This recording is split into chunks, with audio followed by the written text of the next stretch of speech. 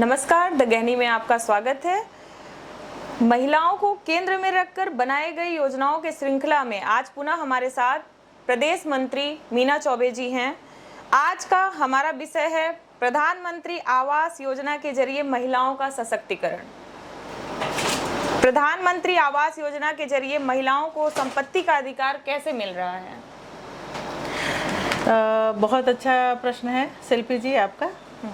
निश्चित रूप से अगर भारतीय परिप्रेक्ष्य में देखा जाए तो कुछ समय पहले की जो स्थितियाँ थी और आज की स्थिति में महिलाओं को लोग ज़्यादातर परिवारों में, घरों में दोयम दर्जे का मानते थे।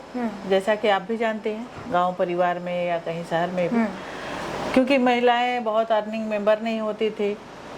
लेकिन फिर भी अब संपत्ति में अधिकार, जैसा आपका है प्रश्न के कैसे, तो जब आवास, प्रधानमंत्री जी का आवास का जब भी ये उन्होंने जब कल्पना किया और एक बहनों के संदर्भ में या गरीब लोगों के, जैसा कि अभी इस समय हम केंद्र सरकार के द्वारा चल रहा है सेवा सुशासन और गरीब कल्याण का, और 14 में जब प्रधानमंत्री जी शपथ लेते हैं और आते हैं तो उनके मन में जो बातें रहती है, जो आम गरीबों का चिंतन करके अंत्योदय लक्ष्य को साधते हैं। समाज के अंतिम व्यक्ति की चिंता, समाज के अंतिम व्यक्ति की चिंता में, जैसा पिछले भी हम लोग चर्चा किए थे और आज के संदर्भ में आपका प्रश्न प्रधानमंत्री आवास है, तो आप भी देखती होंगी शिल्पी जी और हम सब लोग देखते हैं जब गांव में हम लोगों का जाना होता है या शहरों में भी आप देखती होंगी कि बहुत सारे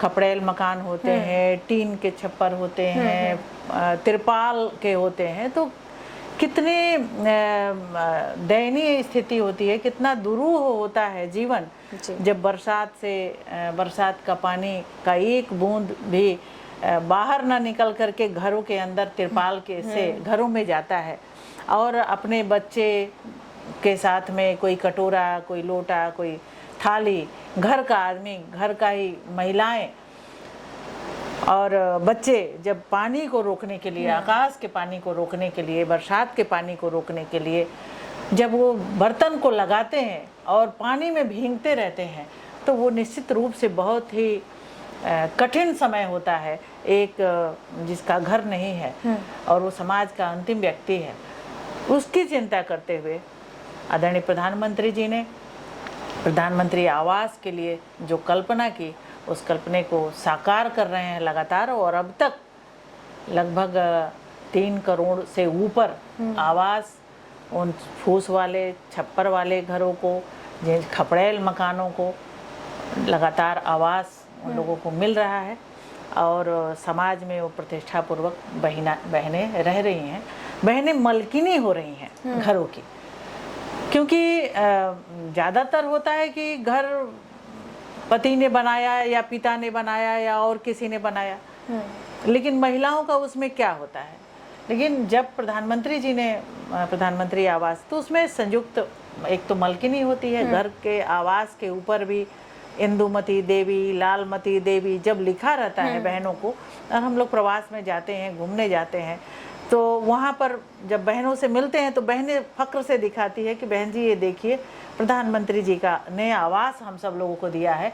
नहीं, हम लोगों को रहने लायक घर नहीं था, आज हम लोग आराम से, हमारे सर के नीचे छत है। प्रधानमंत्री जी को ढेर सारा आशीर्वाद, प्रधानमंत्री जी को ढेर सारा धन्यवाद करके वो भेजती हैं, तो बहुत अच्छा लगता है, सुकून मिलता है। आवास योजना का मुख्य उद्देश्य क्या है? पिछले प्रश्न से ही ये जुड़ा हुआ लगभग प्रश्न है शिल्पी जी। आवास योजना का, जैसा कि आप पूरे भारत का सीन भी देख रही होंगी, और कुछ नहीं तो हम सब लोग यहाँ में भी आप देख सकती हैं, गांव गिराओं में भी जाती हैं, तो बहुतों के छतों के मकान होते हैं, बहुतों के मकान होते हैं, बहुतों के मकान ही नहीं होते हैं, बहुतों के लिए कुछ ज़मीनें होती हैं, कुछ लोगों के नहीं होती। तो उन लोगों को किस तरह से एक छत उपलब्ध कराया जाए, उनको रहने का सुरक्षित घर मिले, उनको और भी जो भी उनकी ज़रूरतें हैं उनकी पूरी हो सके।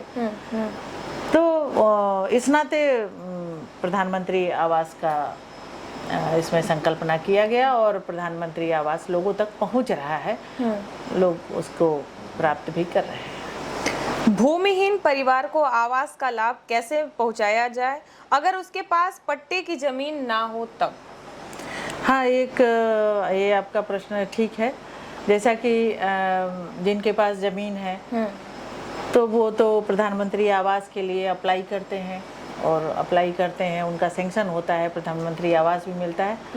और आवास का आशय है कि आपके खाते में सीधे पैसा ट्रांसफ़र होता है और आप उसका कंस्ट्रक्शन भी करते हैं। कुछ आवास अलॉट भी किए जाते हैं जो ऐसे बनाए रहते हैं। लेकिन जिनके पास भूमि नहीं है, ज़्यादातर लोगों में तो है कि बंजर भूमि आदि जो प्राप्त हुआ रहता है या अलग से शहरी क्षेत्रों में जो आवास अलॉट होता है तो उन लोगों को पक्के मकान दिए जाते हैं, भवन अलॉट करके दिए जाते हैं। लेकिन जिसके पास बिल्कुल नहीं है उसके लिए कहीं कहीं कुछ कठिनाइयाँ आती हैं, लेकिन उसका भी कहीं ना कहीं हम लोग समाधान करने का चेष्टा में लगे रहते हैं। संभावना बनती है तो निश्चित रूप से उन लोगों को भी आवास दिया जाता है। जहाँ कहीं कठिनाइयाँ रहती हैं उसके लिए आगे हम लोग और प्रयास करेंगे। ऐसा। धन्यवाद। प्रधानमंत्री आवास योजना का लाभ कौन कौन ले सकता है? इसके केंद्र में परिवार है या व्यक्ति? प्रधानमंत्री आवास की योजना को हर वीकर सेक्शन के लोग ले सकते हैं। जो गरीब हैं, समाज के अंतिम व्यक्ति जिसको कहा जा सकता है वो भी ले सकते हैं। या अन्य MIG वगैरह की भी बात अगर कल्पना में कर सकते हैं तो वो भी लोग लेते हैं। लेकिन प्रधानमंत्री जी का आवास जो मिल रहा है तो वो आवास के लिए तो वीकर सेक्शन के लोग ही ज़्यादा आराम से ले लेते हैं, अप्लाई करते हैं और वो प्राप्त करते हैं। प्रधानमंत्री आवास योजना को लेकर एक फिल्म आई, जरा हटके जरा बचके, आपके इस पे क्या विचार है? अब फिल्म पर प्रधानमंत्री आवास को लेकर के है, मैं तो वो मूवी देखी नहीं हूँ। लेकिन जैसा कि मैंने चर्चा में कहीं कहीं सुना कि कोई एक परिवार होता है जिनको परिवार से अलग हट करके आवास, तो पूर्ण रूप से ठीक है, कुछ कठिनाइयों को भी दर्शाया गया है, कुछ हास्य मनोविनोद हुआ है। लेकिन मुझे ऐसा लगता है कि आवास के लिए जो भी एप्लीकेशन फाइल करता है, अगर वो पात्रता रखते हैं तो निश्चित रूप से उनको आवास प्राप्त होता है। पात्रता है तो निश्चित उनको आवास मिलता है। और बहुत सारे उदाहरण आप भी देखी होंगी, आप भी जब लोगों में जाती होंगी तो लोग इंगित करके बताते होंगे कि प्रधानमंत्री आवास यहाँ प्राप्त हो रहा है। धन्यवाद। 9 वर्ष बेमिसाल केंद्र सरकार के मनाए जा रहे हैं। प्रधानमंत्री आवास के संदर्भ में बात हुई, कितना बदलाव देख रही हैं आप? हाँ, ये आपने बहुत अच्छा शिल्पी जी ने पूछा। हमारी सरकार को, केंद्र सरकार को 9 वर्ष पूरे होने को है या पूरे हो गए हैं।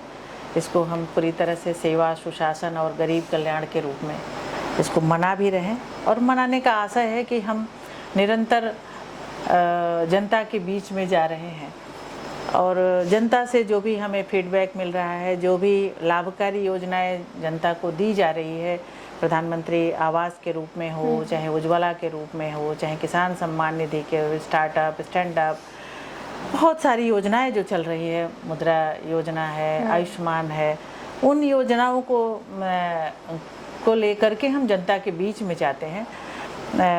और मनाने का आशय है कि हम जनता के बीच संवाद कर रहे हैं कि उनको कैसा महसूस हो रहा है और जनता भी बढ़ चढ़ करके इसका वो कर रही है। और कहीं ना कहीं से अगर प्रधानमंत्री आवास के संदर्भ में हम बात करेंगे तो आप कल्पना कर सकती हैं कि 3 करोड़ से ऊपर अगर आवास के बारे में अगर सोचिए तो इसमें कई देशों का संख्या निर्धारित हो जाएगा। तो इतना बड़ा विशाल देश है 130 करोड़ का, और 130 करोड़ में आप 3 करोड़ परिवारों को आप आवास प्रधानमंत्री जी के द्वारा प्राप्त हुआ है।